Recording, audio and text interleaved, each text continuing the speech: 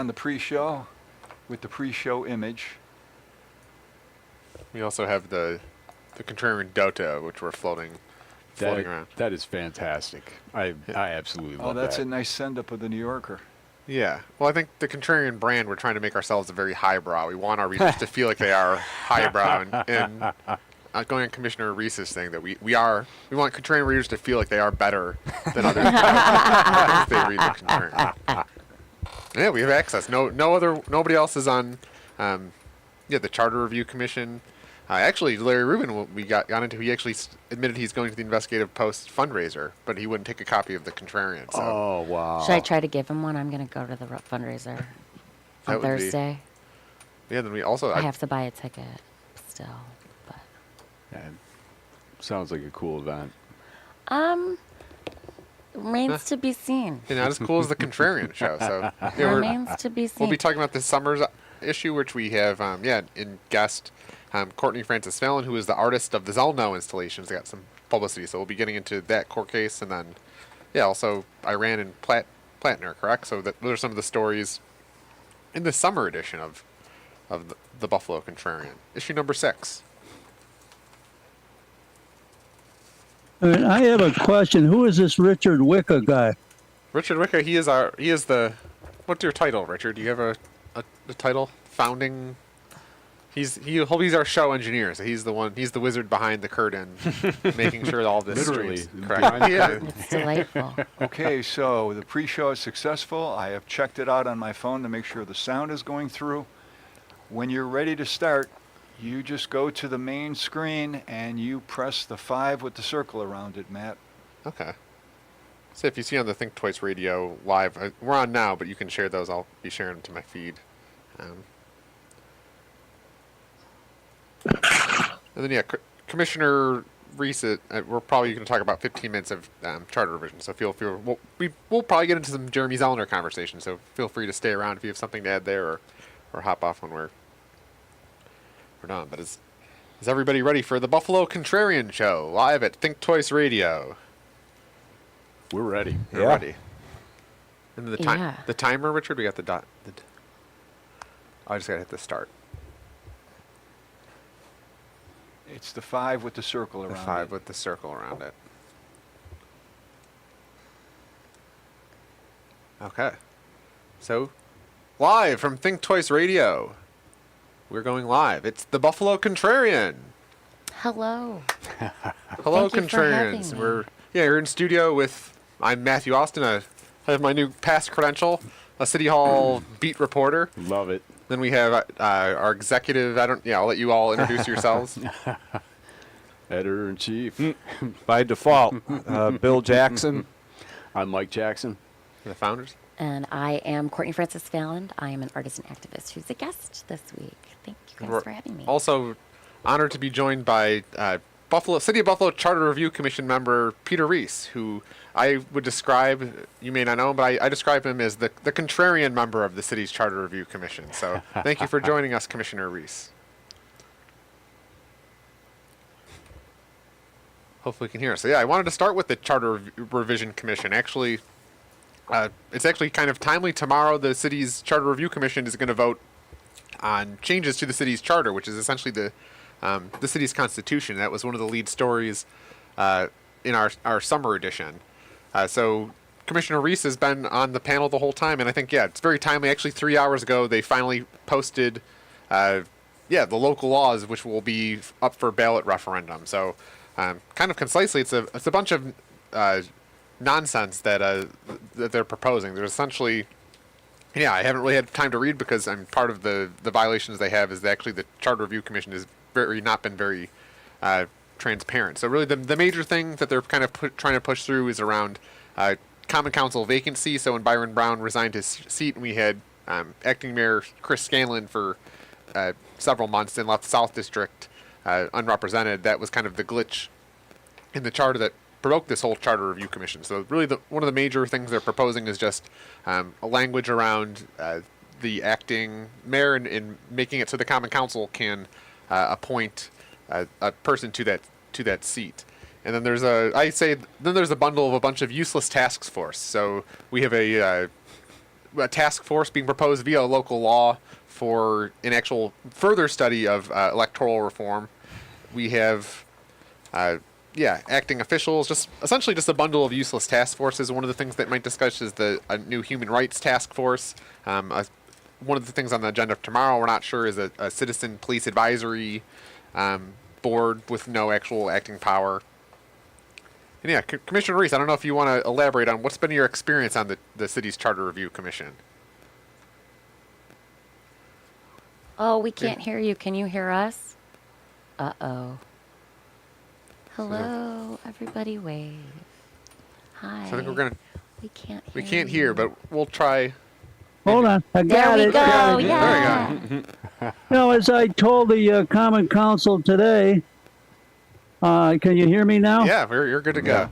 Okay, as I told the Common Council today, this is the biggest boondoggle that I've seen in 82 years of living in Erie County. There's nothing that this commission did that the Common Council couldn't have done and should have done on its own.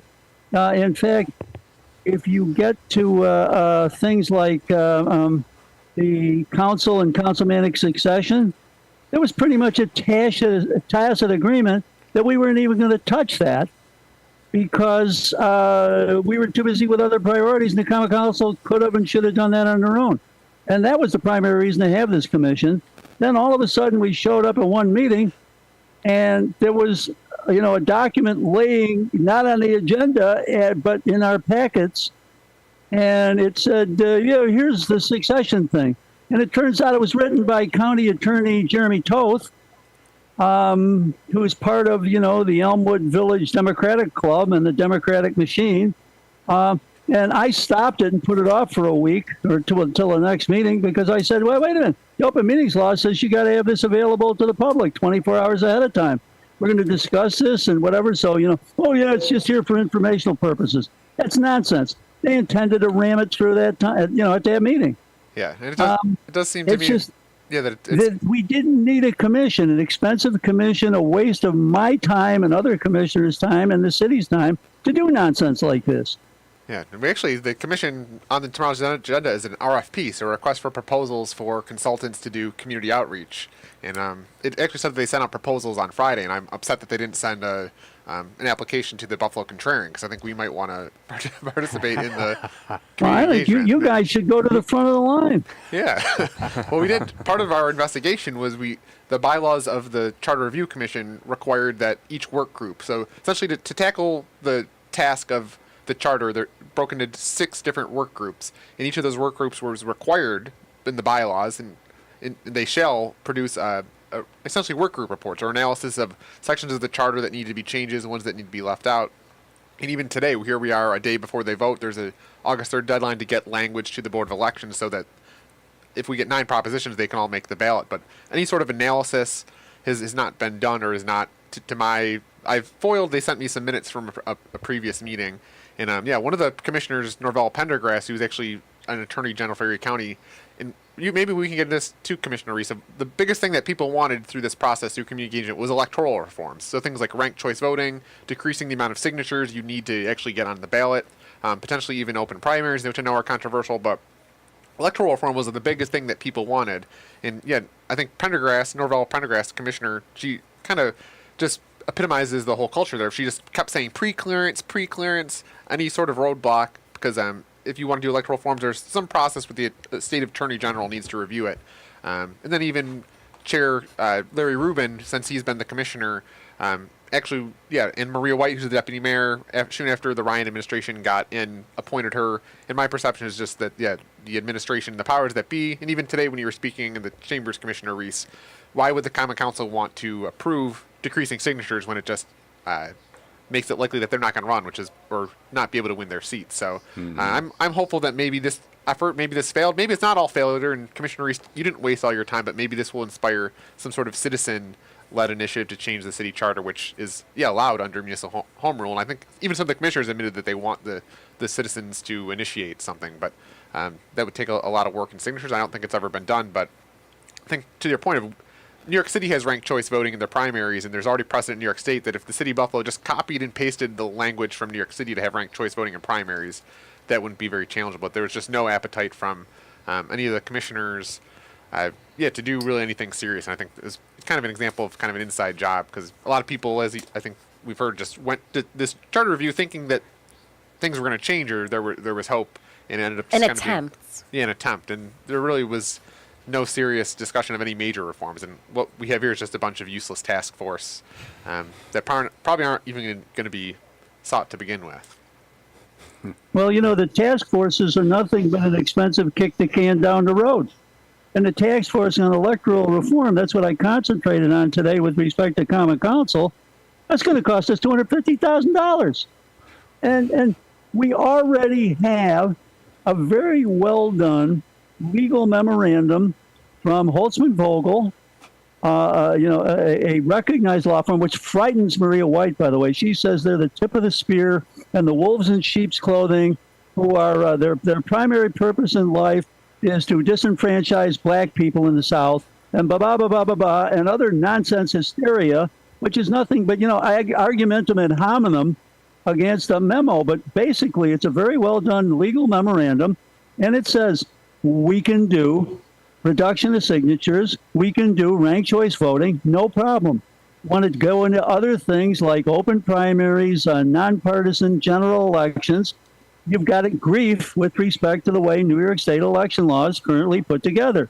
So this is a no-brainer. The job's already been done. This task force doesn't have anything to do for $250K of my money, I might add. You say, I'm an official taxpayer. Okay, you may not know that. Ellen, go get me my taxpayer hat. We're living in a city which is probably the poorest city in the country, where the current administration showed the courage to raise our taxes, or propose raising our taxes 26%. And somehow or other, we're going to save ourselves from, the debacle that we've been for the last 70 years because we're going to raise our taxes. And I can get into that more further, but the long and the short of it is, all we have to do is say cut and paste, New York City, here it is, we want to do it. The Common Council can do that tomorrow.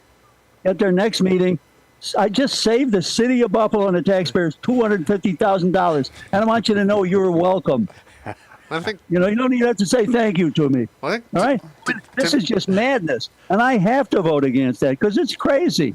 Yeah, I think one of the things that's most disappointing here is there was a group of people that weren't council members, weren't the mayor, weren't the controller, that had actual legitimate power to put on the ballot for something for the city of Buffalo to vote on. So this actual commission under municipal home rule had power to propose changes to the charter. In fact, that's what they were supposed to do. Whereas this new task force, which they've created a law for this task force actually has no power under anything. They can just advise and study. I think that's what's disappointing is we actually had people in seats that could have done things, and even just from my observations reporting, a lot of the commissioners were very uninformed about. I don't think they read the charter. You're going to be dealing with the same type of bozos appointed, who have no interest, who aren't going to show up, who aren't going to go to public hearings, who aren't going to engage, who aren't going to read the things that are before the commission. I mean, this is nonsense. This is ridiculous. Yeah. The only way we're going to be able to get any real change in the city of Buffalo is to have a citizens charter revision commission, which is going to require like 7,000 signatures on a petition naming people who actually are committed to some sort of reform. Right? But we have to shove this down their throats. And if you look at the history or the background of this, even that commission can be put off for a year by the mayor. I don't even think it needs a commission. Can it just be a ballot I'm not into initiative? AI, but all you have to do is Google and type in how can a mayor kill a charter revision commission. A mayor can legally preempt and co-opt a council charter revision commission, and it can delay a citizens charter revision commission. And the overall way that the mayor can try to kill these things off is by starving them. And that's what they did with respect to this one. It met 4 months after we were officially formed. We never had resources. We didn't have a room to meet. My back hurt. My Uncle Harry fell off a ladder. We had every excuse you could possibly imagine. And this was an unengaged group of commissioners. That's all there is to it. And part of I was stupid enough to think that, maybe we could get something done here, but you can't. Now, and let me just add, I'm 82 years old. I only have so many seconds left that I'm going to live. And every second that I spent on this commission, and I am the only commissioner who attended every meeting, and I attended almost every public hearing. Actually, every official public hearing I attended, almost every single listening session I attended, and it didn't matter. It did, no one was listening. In fact, it actually makes me sick because I think this is cruel. I mean, people from the city of Buffalo, citizens, came in and poured their souls and their hearts out and said, well, this isn't working. The city isn't getting the job done. We have to have change, da-da-da-da-da. And most of what they were saying was just whining and complaining. And not that I don't mean to minimize that, but it was nothing that we could do about as a charter revision commission. I mean, if the government is bad, and is managed poorly and is not performing, unless you can relate that somehow or other to a change in the charter, there's nothing I can do for you. We didn't even have the decency to tell them we can't help you. This commission didn't educate itself, and it didn't educate the public. I mean, this was a boondoggle. This is in 82 years of being a resident of Erie County, this is the biggest boondoggle I've ever seen. It's been the biggest waste of effort. It's already spent $13,000, and apparently it intends now to spend another $34,000. And we can't tax and spend our way back to something rational. And just, if I may digress for a second, the city of Buffalo has been going to hell in a handbasket since right after World War II. Right after World War II, we had 600,000 people in the city and 1 million in Erie County. Fast forward today, we probably have 250,000 in the city. We still have 1 million in the county. You know what we did for the last 70 plus years? We sent everybody to the suburbs. That's what we did. And the city is like an invalid. It's the poorest city in the country. It's the most segregated city in the country. And we need radical change. Okay, we need to get the superhighways the hell out of the Olmsted Park system. We need radical changes in terms of housing availability. Oh, and by the way, there was a recent announcement. Benlick, which is the land bank for Buffalo, and they claim Niagara. It's in their name, but Niagara has nothing to do with it. Benlick just recently built some houses for $550,000 that they're going to sell for about $200,000 each. I mean, I wish we could do that and return to prosperity, but in what world do you think that makes any sense? This is just crazy talk, and it's crazy program. Yeah. And I guess, it's maybe 20 houses. Well, 20 houses is not going to turn the east side around. Come on into Buffalo sometime and look at the east side. It's a desert. Yeah. There's nothing left. Well, I mean, you could have artillery practice on the east side of Buffalo. Yeah. We need radical change. We need a lot more than 4 deputy mayors making $200,000 a year and an expensive police commissioner and a mayor who thinks his job is raising flags and reopening closed down pizzerias and meeting with the ambassador from Belgium. Some thought. What's turning the city around? Other than a massive climate tragedy for the whole world, where people have to come back to Buffalo because it's too damn hot or there's no water where they are. There's nothing on the horizon that's going to turn Buffalo around. The canal doesn't work anymore. The seaway is open. We don't have anything coming. I think that's where's Elon Musk? And what's it? Solar City? No, that was only $1 billion. He never did anything.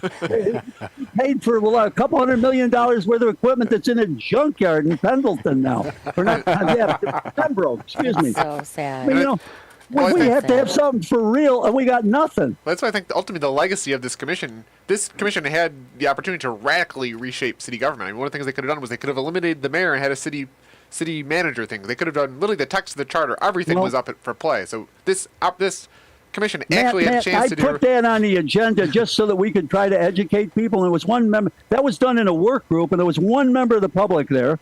Okay. And it was really done as a joke, and it was so insulting that the representative from International City County Management Association just bowed out because it was 2 city managers from New York State, including Sam Arachi, who was a former deputy mayor in the city of Buffalo under Jimmy Griffin, and the city manager for the town of Elmira for a number of years. After he left the Griffin administration, or during the time he got religion and became a certified city county manager, which is about the equivalent of a master's degree. Okay? I mean, we had that. That just disappeared. That was laughed at, okay, quite frankly. And, people don't understand. We don't have to have a mayor.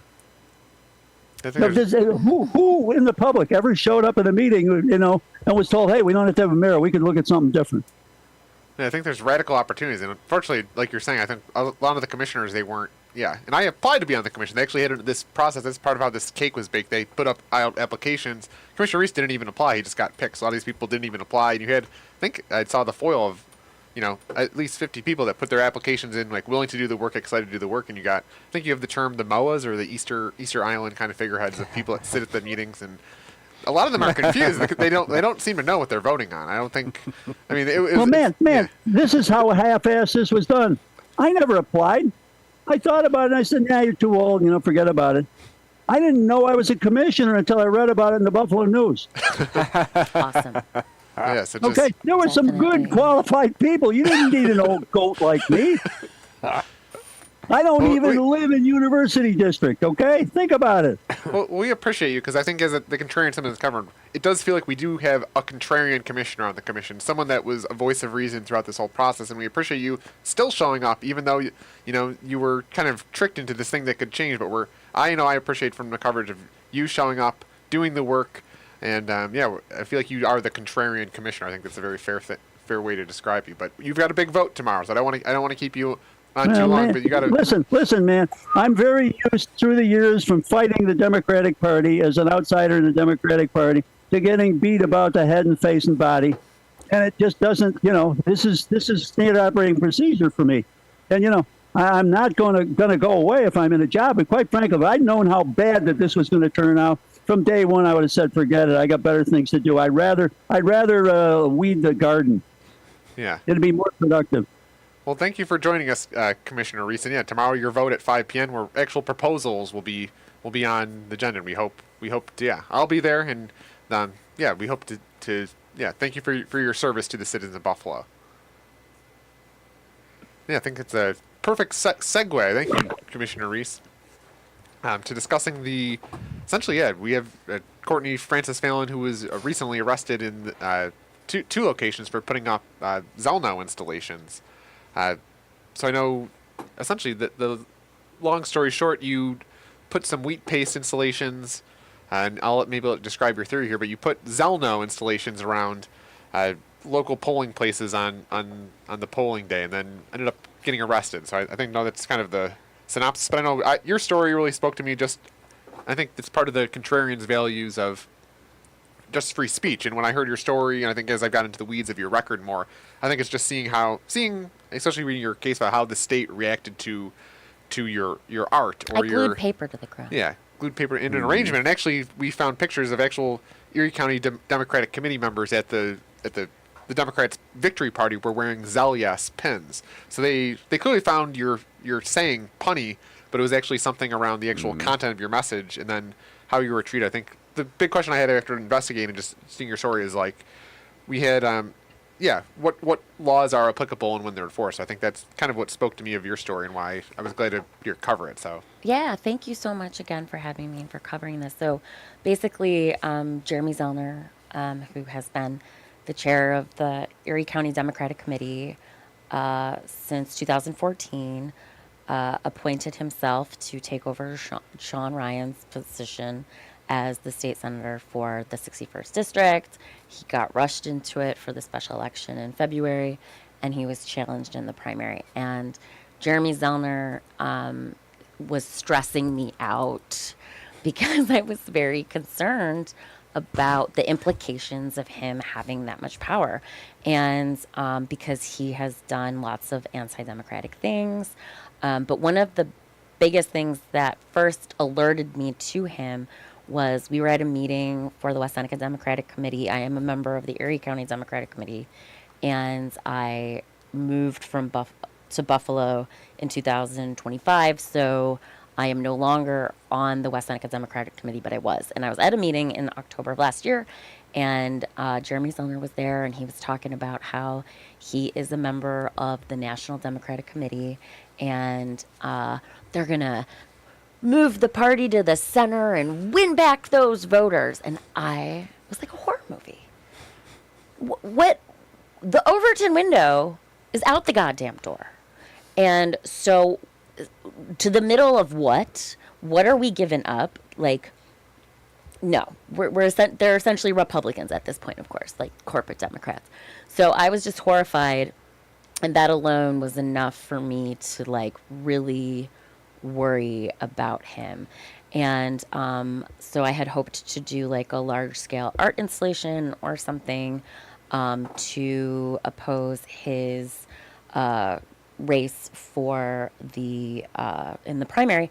And I ran out of time. I didn't have a budget, so I decided to do wheat pastes that just spelled out ZELL no. I chose, there were 10 polling places in early polling locations in his Senate district. I did 4 out of the city, and the other 6 were in the city. So I did the Erie County Democratic Committee, the Western New York, which is in Buffalo, the Western New York Welcome Center on Grand Island, the City Hall in the city of Tonawanda.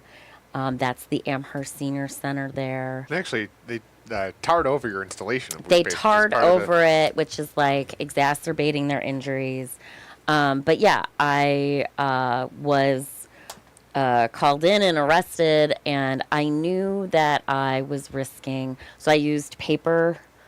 It was unbleached newsprint so that it's biodegradable. Paper is actually encouraged to be put into your compost. And I used glue, like children's glue, that dissolves in water. And I watered it down more too. And I think one of the things that clarifies, when I first heard your case, I thought, oh, they're charging you electioneering or putting a sign too close to I think it's 100 feet within a polling location. So I think that's Yeah. what people kind of think of. But actually, they've charged you with making graffiti and criminal tampering, which both of those, the legislation requires your intent, which it seems like you're, based on wheat pasting, the intent of wheat pasting is to keep It's temporary. To be temporary, especially we're still driving around in July, or in how many election signs do you see still on the side of the road polluting? So you have actually signs that do pollute the traditional. So actually, I think there's an argument to make that your wheat pasting actually is a very innovative way. And I think the more interesting thing that I saw just getting into your story was just how, right, I have friends who had actual property crimes in the city that never get investigated, anything. But even going to your file, I think it was just, it kind of showed how, yeah, you had multiple agencies coordinating to track down your artists. I know it seems like a Board of Elections employee, Amy Kobler, maybe been the source of looking at some sort of Board of Elections footage, and then the Erie County Crime Lab, the Buffalo Police were then doing, license plate scans, and Axon cameras were then used to kind of triangulate, or they did database. I think some of your record in discovery was actually, I don't know, I have the joke, I think we found Karen Hoke was doing this red boxing where she's illegally financing, I couldn't speak to financing, but we have people actually committing, potential real ethic concern in our elections, but yet then an artist who puts paper and glue on the ground Right. gets the state machine going after it, while we have elected officials, whether it's, in anything, right? Even the COVID, how many elected officials do we know that sold all their stocks right before they got the COVID news? You have actual elected officials get away with all this stuff, but then I think that's why your story spoke to me of just an artist. And I have a friend of mine said that good art should provoke the comfortable and comfort the afflicted, and I think obviously your installations did provoke someone, because they went on quite a goose chase to track you down. They really did, and it was funny because I did it on the last day of early voting, and it was reported in the city of Tonawanda right away. That police officer couldn't see my license plate and thought I was a dude. So that was it. He was like, meh, and then it got picked up that Monday morning, and it was a pretty intense back and forth with the video and footage from somebody who is in some sort of digital forensics. Yeah, it was I think somebody with a in the city of Buffalo Police Yeah. email address who associates with I think there's some weird collaboration between the Erie County detectives unit and the Buffalo Police. But yeah, it looked like the Buffalo Police officer who works at the Erie County Crime yeah. Lab was helping. And yeah, you weren't charged with a crime in the city. It was just the city of Tonawanda, which is funny because Jeremy Zellner lives in the city of Tonawanda. Then the town of Amherst. We're actually in the town of Amherst. The highway superintendent is actually an elected position. It's not so it's actually the town supervisor and the highway superintendent. So actually, who is an endorsed Democrat. And it seemed to me, and I don't really have any evidence, I don't have call logs of Jeremy Zellner saying this, but I think We'll never get it without subpoena power, and we're not going to get subpoena power. But yeah, even there's no way he wasn't involved. There's just no way. I just, This paper that's glued to the ground. I think what's also really important is that in the City of Tonawanda Code, it explicitly allows for you to paste something on, paste a sign on city property during an election at a polling place, as long as it's 100 feet away. And I was like comfortably 10 feet away. Like if you look, they're 100 feet away. If you look in that one, that's in the town of Kenmore.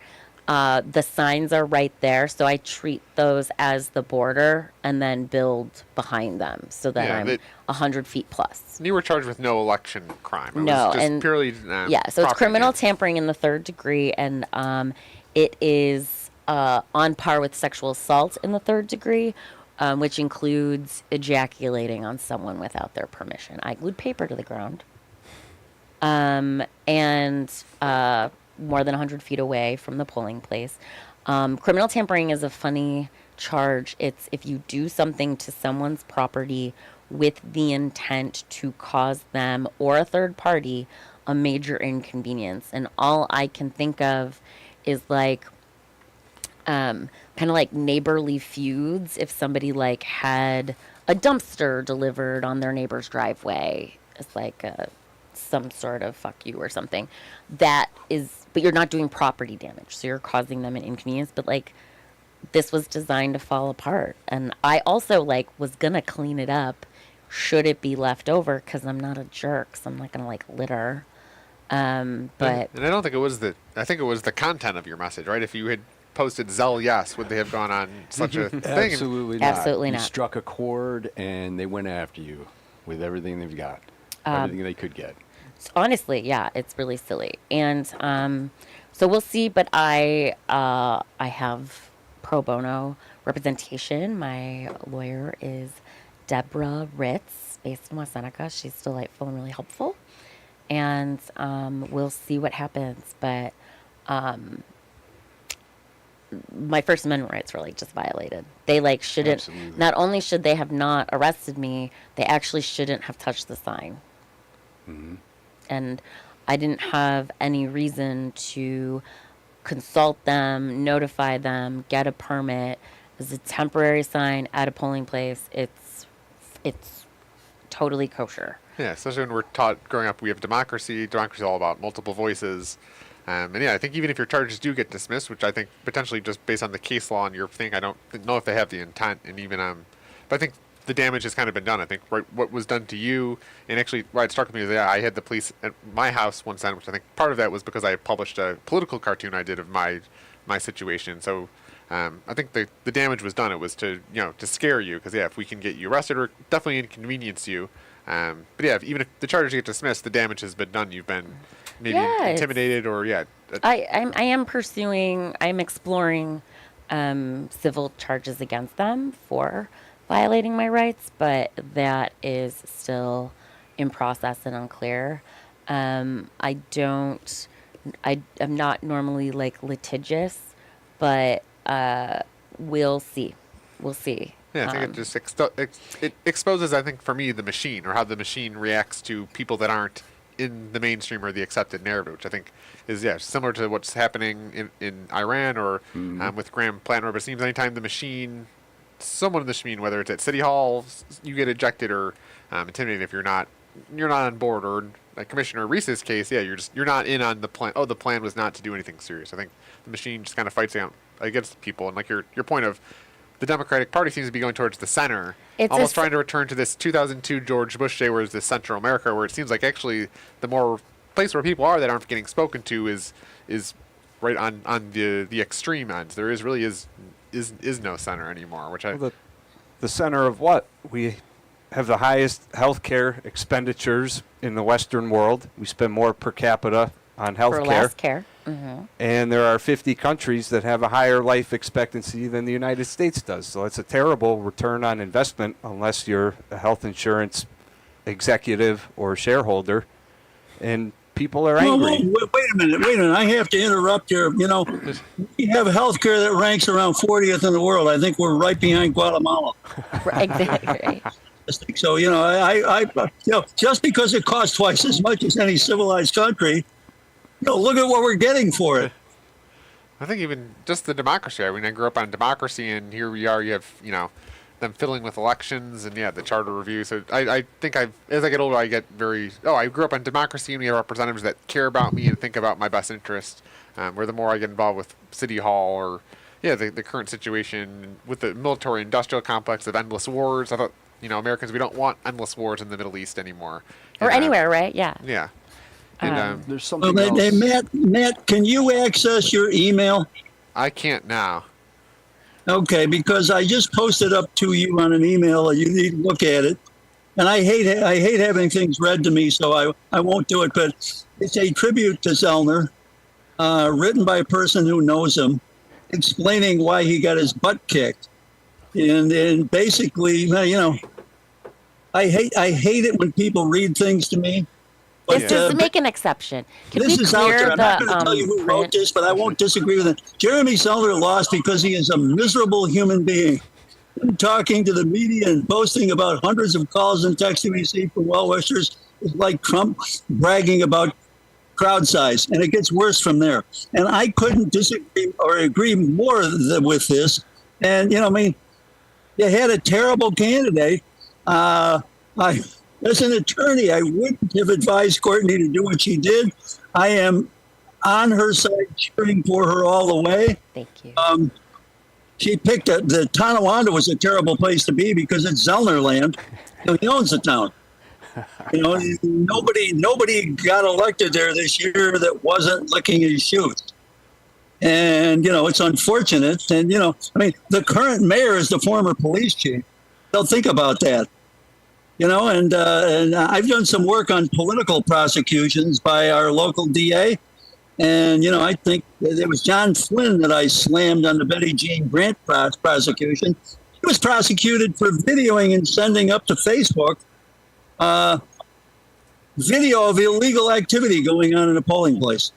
And she was prosecuted for over a year. And the criminal charge was dismissed based on my amicus brief, the only one of which I've ever done. And I'm quitting because I'm batting 1,000. You see, you do better than 1,000%. But, if you don't think we have political prosecutions in Erie County, we do. And, I am afraid for the nonsense here. But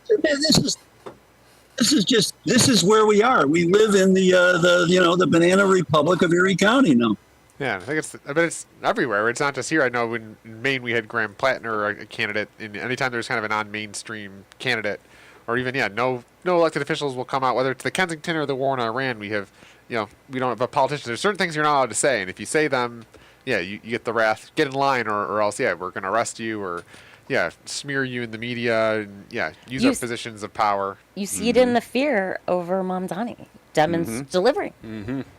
And AOC's been delivering for years now, but Mamdani's like in this executive role where he is able to really get things done. If our politicians wanted to do better, they could. They're not using the resources properly. And I think the difference between Republicans and corporate Democrats, which is the Democratic machine in Erie County, is plausible deniability.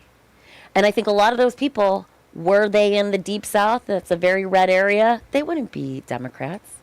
They're Democrats because that's who gets the vote traditionally here. Yeah, I thought it was too Maria White's comment, the Charter Revision Commission. She actually said in the thing that, this firm was disenfranchising minority voters in the South, but meanwhile Maria White, who's deputy mayor, is disenfranchising minority voters right here in the city.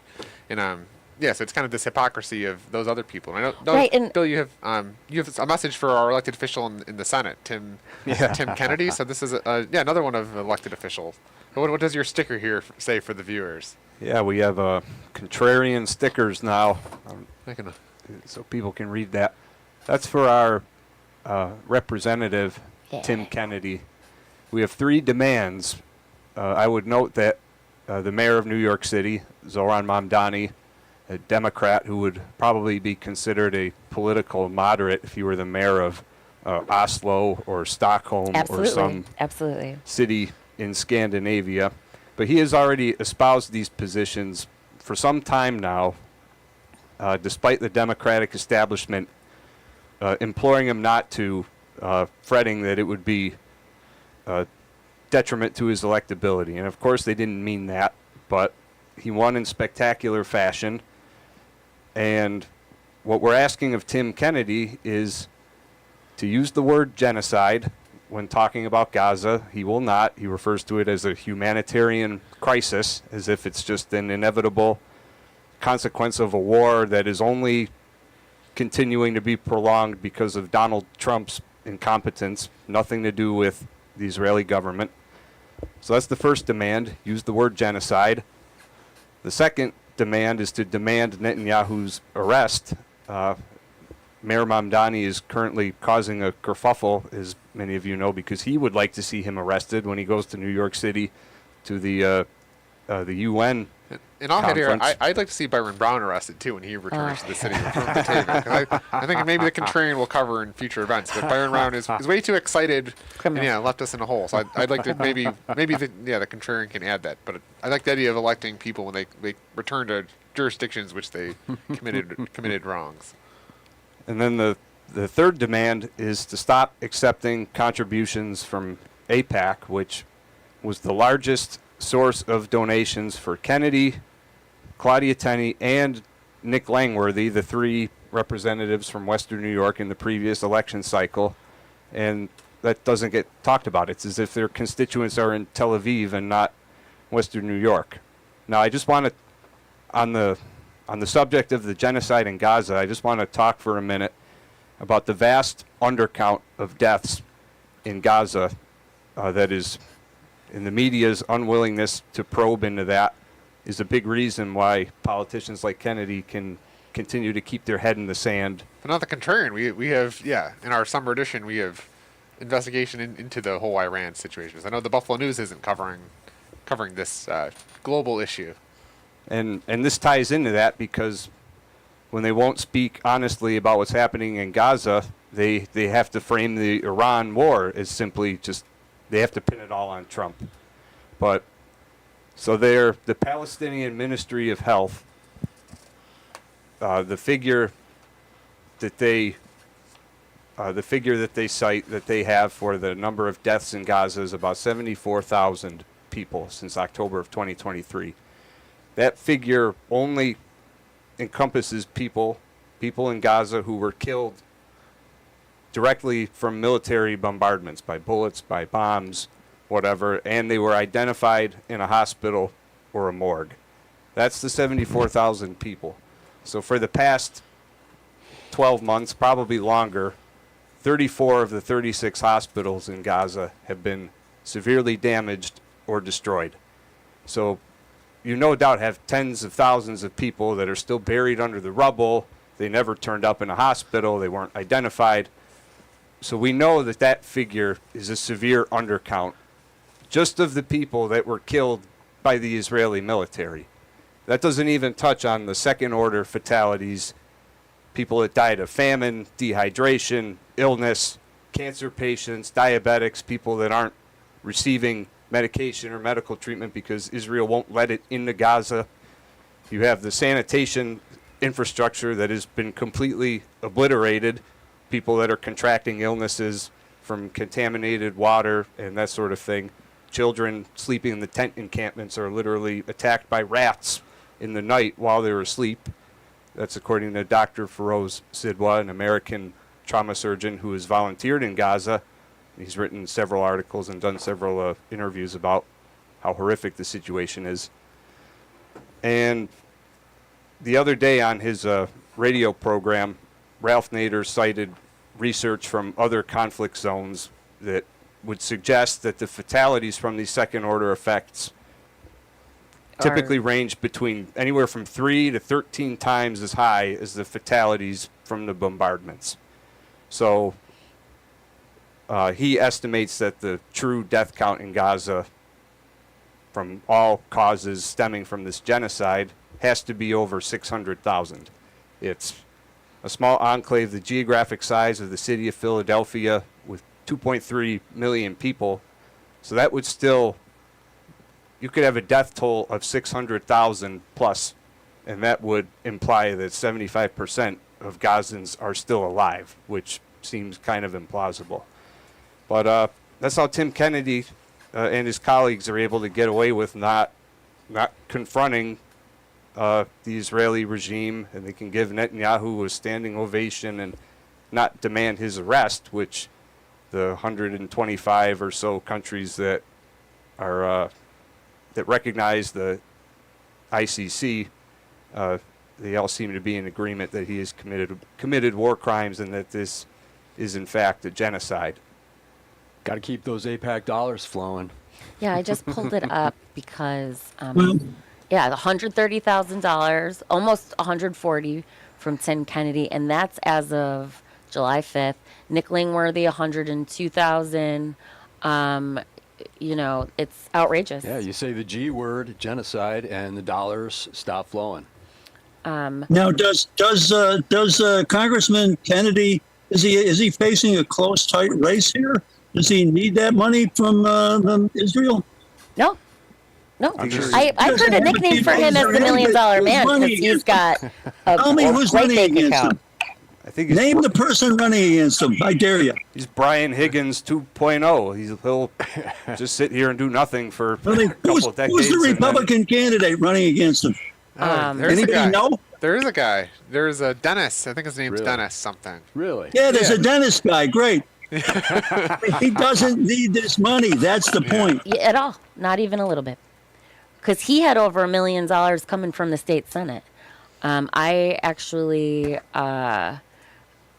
volunteered for his campaign in 2023 because he was running against my personal nemesis, Gary Dixon. He's the town supervisor of the town of West Seneca. One of my nemesis. It's funny because Gary Dixon is he's actually the only elected official in Western New York who has come out in support of Humboldt Parkway. So it's really weird that That's interesting. This I didn't Republican know West, that. yeah, nobody in the Erie County Legislature. The City of Buffalo Common Council says that the Kensington Expressway is not a city issue. That's their official position. But yeah, Gary Dixon is Broken clock is right twice Yeah. a day. He has his moment. I think that's why the mainstream, right? The mainstream that we're, either left or right, and we're on our side. It is interesting when, people are very complex and have different views on different issues, and they're always changing. But I just found that out because I somebody corrected me. I said no elected official has come out in support of full restoration of Humboldt Parkway, and I was corrected that I guess Gary Dixon, who is running against someone, I think he's running for an assembly seat. He's running against Pat Burke for the state assembly, and I am looking forward to campaigning against him after the September meeting for the Erie County Democratic Committee because I am actively campaigning against Jeremy Zellner to retain the position of chair. Zell, no, forever. Yeah, the people spoke on election day coming back to camp. He doesn't know how to run a campaign. people he thought said he Zellner. wasted $1.2 million thought he on had a it bunch in of the bag. mailers. He doesn't have a real strategy. He doesn't actually know how to run a campaign as a candidate. The red boxing with Karen Hoke, everything else, he's a nightmare. I was just even curious how did he exist for so long as the commissioner of elections and the party chair? He was just out in the open. He wasn't hiding. He was doing these two jobs and saying Because he was letting the Republicans do the same, I believe. That should have been illegal, just so you know. His job as election commissioner was to oversee fair and accurate elections. And yet he had a candidate in every race. He didn't even get off the petitions as the head of the Committee on Vacancies until I challenged him on that. Now, I have spent 42 years of election law work trying to get people on the ballot. It's one of the reasons why I think, reduction of signatures. And Zellner, as commissioner, just weaponized the Board of Elections. It was, I can tell you war stories, and we don't have time for them all. But, I'll do a whole session on some of the nonsense that we got out of the board. Yeah. And, Well, I think it's it was funny like because the Democratic people there spent full time making sure that no one except Zellner's endorsed Democratic candidates ever got on the ballot. which leads me to That was his life's work. That should have been illegal. It wasn't. He finally had to get out because he couldn't run for office and oversee the campaign that he was running in. But no, he actually Finally, was. somebody caught on. He never, but he left that, but he still was intending to retain his position as chair of the party while a state senator. You're not But busy? he's still trying to be chair of the. He is now, yeah. but he never planned to drop it if he had won the Yeah. primary. But even now, after all the evidence, Technically, he can be state senator, and that's one of the reasons why he wanted the job. Yeah, To not save him. technically, correct, but I think Well, of he's course you're not it's corrupt. busy. You're not busy? Well, Courtney, welcome to Pete's world. Oh, I'm not saying it's corrupt. I'm saying, like, do your job. If you're a state senator, I think that might be something you should focus on, particularly at the beginning of your. Hey, you know what the best job is tenure. being election commissioner. It's something like 155 a year for a part-time job with a parking space downtown. You have an army of people that you can use to pass petitions, so you can make sure that the working families' puppets get on the line. And there's. Wow. Why would you want to be county exec when you can be election commissioner? There's no accountability whatsoever. Anymore. That is the best political job. If you were a politician and you wanted patronage, that's the job to go after. That's the plum. And Howard Johnson, he resigned from the Erie County Legislature to take this Board of Elections jobs. A part of the larger musical chairs of Brian Higgins resigned or Tim Kennedy gets appointed. So it's kind of this vacancy seat of how even Mayor Ryan, he became mayor, left the seat vacancy. So it's this giant game of political chairs. And I always come to the Bob Dylan quote of, "I'm sick of being a pawn in their game. I don't want to be a pawn." And that's essentially what we are. Is whether it's the Charter Review Commission, Israel, anything. We're just pawns, and we're not. A fun part of the Ryan Scanlon thing. You remember Zellner had these committeeman meetings from the city of Buffalo so that they could do the dog and pony show. The committeemen, according to the rules of the Democratic County Committee, don't have any say in who gets endorsed by the Democratic Party. That's all the executive committee. And the executive committee is nothing but Zellner and all his puppet heads. Yes. Wow. And the whole thing, it was a setup from the start. It was a joke. And no local media reported on that because they aren't bright enough to go look at the rules of the committee and understand that the committeemen don't have any say in what's going on. And that was just dog and pony nonsense. This was a deal from day one because Ryan needed to vacate a seat that Zellner needed so he could save his butt. And eventually somebody will probably pass a law out of New York City that says you can't be election commissioner, and party chairman too. There are rules. For instance, if you are a confidential law clerk or even a secretary to a Supreme Court judge, you can be a member of the county committee, but you can't be an officer. Okay? I mean, there are rules out there. They haven't been, put in code, but that's a judicial restriction. And if you're Are those Article 78 lawsuits? $500 a year to campaigns. Would those be like a Article 78 lawsuit to challenge that? Is there any recourse? I don't think it's ever, I don't know if it's ever been challenged, but the long and the short of it is corruption that everybody did the wink and the nod with for years. Yeah. I mean, how can that not be corrupt? The guy's got dozens of candidates running and he's overseeing their election. What? Well, I think it's bad here, and I think it's not just here; it's everywhere. So I know one of the stories that Contrarian was actually trying to cover was the Graham Platner who was running in Maine. I know we actually part of the print journalism is sometimes the narrative change. So I know we had a article teed up to go, but I'm not familiar. But what was maybe Graham Platner in a place like Maine? What was he saying to people there that was resonating? And what was kind of the hit job? Because it seems like the establishment everywhere is doing hit jobs on alternative candidates. So what was the Graham Platner? What's the So Graham Platner, the establishment. When I say the establishment, I mean the Democratic establishment and the Republican establishment was absolutely terrified of him, because going back to the sticker here about Tim Kennedy, he used the word genocide. He did not accept money from AIPAC. He did not accept money from any corporate PAC.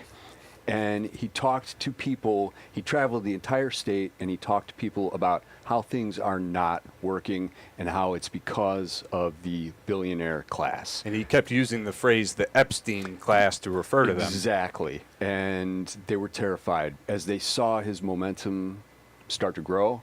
And he absolutely crushed the primary. And they realized, wow, this guy, we don't want this guy's message going any further. We've got to stop him. So first the smears began. A tattoo he got when he was a young drunk Marine in Croatia with his buddies, and they saw skull and crossbones on the wall. Said, that looks cool, let's get that. And so, he's a Nazi. That was the first thing they tried to use against him. When that didn't work, they escalated it. Old Reddit posts, which is beyond ridiculous, because I don't think He was blaming sexual assault victims. I think the problem with Graham Platner wasn't that he was anti-establishment. It's that the people who picked him did like zero vetting. They were notified he had the Nazi tattoo in their vetting. They admitted that in this disastrous interview they did with the Washington Post. So he was notified in advance and could have had it covered even before he went national, if he really didn't know. But like, he was on Reddit. Yes, they like dug that up. That also came up in their op research. And like, he was blaming victims of sexual assault amongst other things. And it wasn't like when he was 15 or something. So Graham Platner objectively had major issues. He did, but he Absolutely. owned up to them in a way Absolutely that other did. people that run for office generally don't. He didn't try to downplay anything he said or did. He said in many different ways, I fucked up, and I am very sorry to everybody who was hurt And by the one- things I said or did. One thing that he said that resonated with me was he said, I want to be judged by the person that I am today, not the person that I was years ago. That's all he wanted. I think the things I'm realizing, it comes back to the Charter Revision Commission too, of like sometimes there's a difference between the people's character, what they've done, and then also what they're saying. So sometimes someone might have a troubled past, and they might be saying some things that are right. I just think tying back to the Charter Revision Commission of Maria White, when the Holtzman Vogel proposed actual language to the charter, she didn't say anything about the charter. It was attacking Holtzman Vogel as the tip of the spear of the Trump agenda, sheep in wolf clothing. I think it did. It's just a tactic that's used is kind of attack the messenger and the And- person. Even though in the Holtzman Vogel case, I didn't look into it enough, but So I think it's. I actually did follow up on this because I was horrified when I read that she had spoken in opposition of this, and I wanted to get to the bottom of it. So what I think is disappointing with her specifically is she was wholesale disregarding everything that they were putting forward, and that included ranked choice voting. I think the big issue is open primaries is like concerning to some people. I just listened to an excellent interview on NPR yesterday with Jasmine Gripper. She's the executive director of the Working Families Party in New York, and she was explaining that like Unite New York is part of this organization called Unite USA, and they are only doing this in places where in blue districts, and the open primaries is like kind of one step that like remains in question as like, but she from the work, she specifically Miss Gripper wasn't opposed to ranked choice voting. She's a fan, like there's a little bit to be concerned about, and that's the tip of the spear, but you don't wholesale disregard everything. You just don't. Ranked choice voting is effective and works. Without it, New York City would have Andrew fucking Cuomo against sex pest and asshole, right? He was the safe candidate. the center The candidate. That is center candidate, the corporate Dem. And so I think that is more important because that's what the corporate machine doesn't want. That's what the Democratic machine doesn't want. They don't want ranked choice voting. And Yeah. that's why I'm like all about figuring out a way to get those petitions to work. And I think it can be done with, if you don't go door to door, which is the traditional petitioning process, if you go to events where people are. So like a high school basketball game that has two Buffalo schools playing each other, every parent and person who's there is already community minded. And they will talk to you. Yes, it takes time, but like it can be done. I'm still looking into all the legalities, but And I think I think it's worth trying. Well, I think I am optimistic that I think maybe in the digital age too, it's the people, right? It's the people that are going to change things. And I think we're so long we wait for the perfect. And I think I read a quote of this shit show started when JFK got assassinated, because the thought is that once he took out, that force that took him out. But I think we often wait for like this Jesus Christ-like figure that has this perfect background and can unite and says nothing negative to come save us. But I think it's actually going to be people. It's going to be people, whether it's passing petitions, whether it's calling their congressman demanding no more APAC money. But the things that we want, that the center, which the Jeremy Zellners and the establishment are trying to bring us toward, the center that doesn't exist, it's actually going to be the people that I think the people have a lot of Exactly. power, and I think I'm hopeful that whether it's global, local, national, that we kind of realize that we have more power and that we can demand our politicians hold certain positions that we want. And that brings up an interesting point because of what happened to Courtney. They want to have, they want to scare people from acting against them. So by harassing you and arresting you and putting you through everything you're going through right now, they're hoping not only that shuts you up, but it also shuts all of us up. And it has a chilling effect. So we just get in line and shut our mouths, and we don't fight at all. Exactly. Yeah, and I know I'm optimistic that maybe people will unite. Or I think I always have this hypothesis that the right and the left will unite one day, and I think it is over just freedom of speech. I think we grew up on certain democratic principles of we might disagree, but we're America. We can say what we want. We can get angry at each other, and no violence is going to happen. And that's how we work out our things. And I'm kind of hopeful that'll happen. But We'll see. It's bottom versus top. It really is. Yeah. It's a class war. It is. Absolutely. All the rest of it, the divisive stuff, it's just to keep us fighting ourselves and lose sight of the fact that it is a class war. Absolutely. It's us versus the billionaire class, the Epstein class. The Epstein class. I think it's really important is that there's starting to be more talk, I think it's the DSA, about what it actually means to be working class. It's not just like your wage slave. A doctor making $400,000 a year with their own practice is much closer to a homeless person than they will ever be to a billionaire. Mm-hmm. And there is no such thing as an ethical billionaire. You are not achieving that without exploiting. yeah, I heard language too around the maker and taker class. So whether you're a poet, Parasite class, whether you're Epstein class, parasite class. whether you're a poet or taker a class. plumber or a computer engineer, you ultimately make things, whereas someone like a Maria White is taking things from taxpayers. And more than half of all consumer spending in the United States today is done by the richest 10% of Americans. And that's how they measure success, all the politicians, by how much are we spending. And it's not the bottom 90% that are doing the spending. It's not the bottom 90% that have anything meaningful in the stock market. Yeah. These metrics. Hey, the stock market's doing fine, though.